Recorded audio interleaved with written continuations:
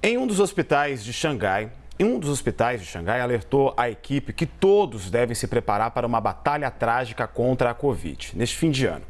E novas imagens mostram a sobrecarga de um outro hospital em Pequim, enquanto a pandemia avança na China. Um médico ouvido pela emissora estatal, CCTV, disse que o número de pessoas em busca de atendimento disparou de 100 para 400 por dia e que muitos deles são idosos. O setor de emergência ficou lotado de pacientes que chegam com o que tem sido relatado como uma febre. O sistema de saúde foi pego de surpresa e despreparado para a reabertura radical no país, que adotou uma política de Covid-0 por quase 3 anos. Em farmácias espalhadas pelo país, faltam remédios usados tradicionalmente para sintomas gripais. Para conter a escassez, governos locais recorrem ao racionamento e limitam as vendas. E para falar mais sobre essa situação da Covid-19 na China, a gente fala agora com Alexandre Naime, que é vice-presidente da Sociedade Brasileira de Infectologia. Alexandre, muito obrigado pela sua presença aqui na CNN.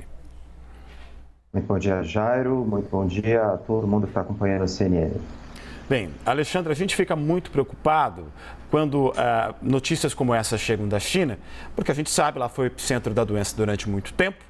E é uma população muito grande. Pelo que a gente acompanhando as explicações de vocês médicos, existe uma possibilidade num grupo grande de, inclusive, mutações do vírus ao longo desse período.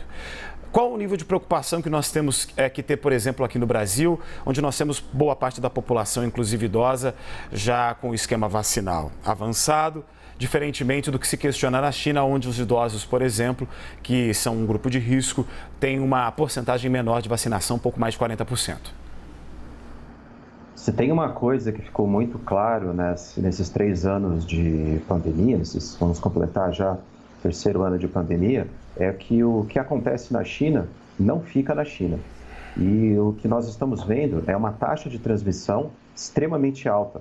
O tal do R0, quando uma pessoa transmite por dia para outras pessoas, está no número de 15, ou seja, uma pessoa transmite para 15 por dia. Então, imagina isso numa escala exponencial.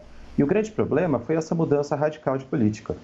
A política de Covid-0, ela funciona, você não deixa as pessoas se encontrarem, mas por trás disso você tem que fazer um esforço grande de vacinação, porque uma hora você tem que interromper essa política.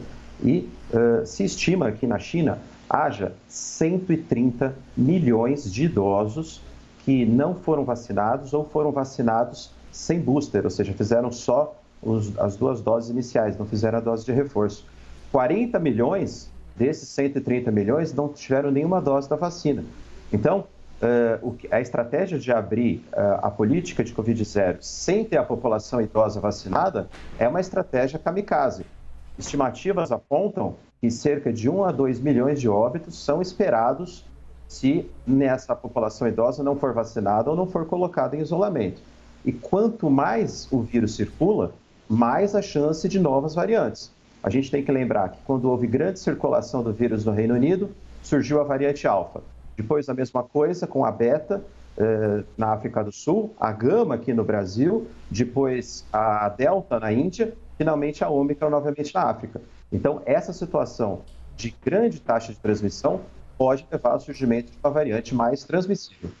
O interessante que você citou, todos esses exemplos, África do Sul, Brasil, Inglaterra, Índia, países bastante adensados, muita gente morando no mesmo lugar e, como você está nos explicando, tudo isso leva à possibilidade de mutações.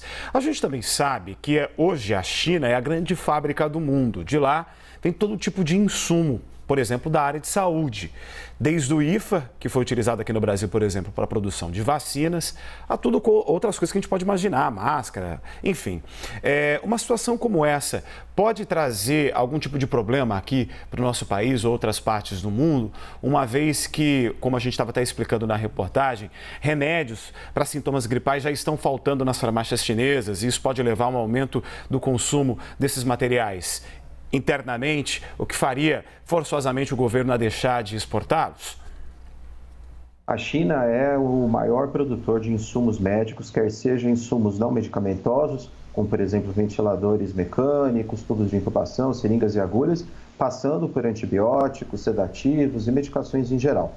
Então, quando você tem uma situação de caos no sistema de saúde chinês e alta demanda interna, muito provavelmente isso vai afetar as exportações, e não só em quantidade, mas também em relação ao preço. Então, é esperado, sim, um impacto no mercado global do suprimento médico em geral. A gente está tentando entender um pouco dessa política de Covid-0 nos últimos anos e vimos que você tem um fechamento meio que generalizado, poucos casos já são suficientes para se fechar uma grande região, um bairro, até uma cidade, como nós vimos nos últimos anos. Por que, quando se faz uma política como essa, sem uma estruturação do sistema de saúde, o caos ele aparece de forma tão rápida assim em relação à Covid? Alexandre? Jairo, o problema que aconteceu na China foi a mudança radical de política sem que os idosos fossem corretamente vacinados. Eu citei o número, são 130 milhões de idosos, eu não estou falando da população em geral, eu estou falando de 130 milhões de pessoas acima de 60 anos, já idosos, que ou não foram vacinados, são 40 milhões, ou 90 milhões que não têm a dose de reforço. Então eu estou expondo, de repente, uma população que antes estava completamente em isolamento a uma situação de extrema gravidade. Os idosos, eles têm mais susceptibilidade à Covid grave. Eles tinham que estar vacinados para essa política fazer efeito. Como eu disse, de repente, sair de uma política de Covid-0 para uma total abertura sem que a população mais vulnerável esteja corretamente vacinada é uma estratégia kamikaze. Então, esse número de óbitos pode chegar a 1 ou até 2 bilhões. O problema é que falta transparência. A gente, como a reportagem da Celine Yang, a correspondente da CNN lá em Beijing, mostrou, nós não temos o reporte, nós não temos o número de casos reais lançados para a OMS ou para a comunidade científica global. Então, é uma situação em que nós temos que ficar alerta, porque com alta circulação do vírus, podemos ter o surgimento de uma variante e a escassez de produtos médicos hospitalares. O senhor falou de 130 milhões de idosos, né? A gente está falando praticamente como se fosse equivalente à metade da população brasileira, muita gente. Mas uma política que tente, pelo menos, avançar na vacinação desses idosos na China, de certa forma ajudaria a conter o avanço do vírus ou não existe tempo hábil para isso? Isso é fundamental, Jairo. Nós não vamos ter uma onda contínua na China. É esperado são 3 ondas, a depender, obviamente, da exposição dos idosos, o quanto essas pessoas vão sair de casa, vão ter contato com outras pessoas. A vacinação tem que começar o mais rápido possível, principalmente fazendo o esquema básico para quem não tem. Veja, 40 milhões de idosos não tem nenhuma dose, não tem nenhum esquema básico. E mais 90 milhões, acima disso, não tem a dose booster. E lembrar uma outra coisa, a China usa apenas as vacinas que são produzidas por lá, que são vacinas de vírus inativo. Há um ano atrás, não nos cabia ser sommelier de vacinas, escolher qual vacina fazer, porque não tinha o quantitativo. Mas agora a gente sabe que, principalmente para a dose de reforço, as vacinas de RNA mensageiro e as vacinas de adenovírus, a da Pfizer, da Moderna, AstraZeneca, elas são mais efetivas principalmente para a questão da dose de reforço. Então, uma outra preocupação é o tipo de vacina que é usada por lá. São 2 vacinas propriamente ditas, todas elas com vírus inativo, o que é menos efetivo, principalmente na proteção de booster para idosos. O alerta que a gente está vendo na China, ele traz algum tipo de alerta também para as autoridades brasileiras, doutor? É preciso que o Ministério da Saúde tome algum tipo de atitude em relação a isso? Observação de fronteiras, acompanhamento dos índices de infecção da Covid aqui no Brasil também? A principal mensagem que fica para a gente, Jairo, e inclusive nós da Sociedade Brasileira de Infectologia já vemos alertando o governo atual e o próximo governo em relação a isso, é aumentar o nosso percentual de dose de reforço. Principalmente na população idosa, nós não temos um bom quantitativo de doses de reforço, nós temos 30% a 40% de idosos que não fizeram a D3 ou a D4, e aumentar a dose de reforço também na população geral, que é a D3. Nós temos a D3 da população em geral apenas em 60% das pessoas. Está aí o exemplo na China do que acontece quando você não faz a dose de reforço ou não faz o esquema básico vacinal. É urgente que a gente aprenda com isso e aumente campanhas, estratégias de vacinação com as doses de reforço. O segundo ponto que você colocou, em relação a fronteiras, em relação a voos, isso depende muito da Organização Mundial de Saúde. Eu gostaria de lembrar, Jair, que quando estava circulando a Gama aqui no Brasil, ou quando começou a circular a Ômicron na África, rapidamente nós ficamos impedidos de viajar. Não sei se vocês lembram, a gente não podia ir para a Europa, não podia principalmente ir para a Itália. Os países africanos que tiveram Ômicron ficaram com os aeroportos fechados 1 a 2 meses, eram 6 ou 7 países. Então, a Organização Mundial de Saúde tem que cobrar transparência do governo chinês para saber o que está acontecendo realmente, se existe alguma variante mais transmissível circulando, a gente não tem essa notícia, e tomar as medidas necessárias caso isso esteja acontecendo. É um pouco mais difícil quando você trata de um governo que é uma ditadura. É preciso, portanto, também que a comunidade internacional se mova em torno disso. Doutor, nós estamos falando sobre a questão da vacinação, só me surgiu uma dúvida. A gente falou bastante a respeito sobre o assunto, só que não custa relembrar. O senhor falou que muitos desses idosos, cerca de 30%, não completaram o seu esquema vacinal.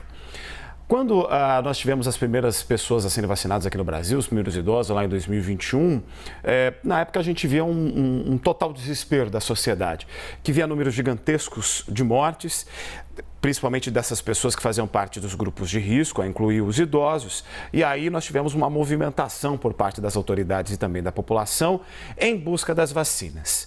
Depois, a impressão que a gente tem, e os números estão provando, é que essa preocupação foi ficando um pouco mais relaxada em relação às doses complementares. Quem, porventura, deixou de tomar uma dose complementar, está com esse intervalo muito grande, é preciso reiniciar o esquema vacinal? Qual a orientação que é dada pela Sociedade Brasileira de Infectologia para quem tomou a primeira dose ou talvez a segunda e negligenciou as demais? Jair, então, respondendo assertivamente sua pergunta, quem não tomou as doses de reforço deve procurar o mais rápido possível a unidade básica de saúde, local na sua cidade onde é feita a vacina, e completar o esquema. Não é necessário reiniciar. Se você já fez as 2 doses e, por exemplo, você tem menos de 60 anos, menos de 50 anos, você vai completar com a D3.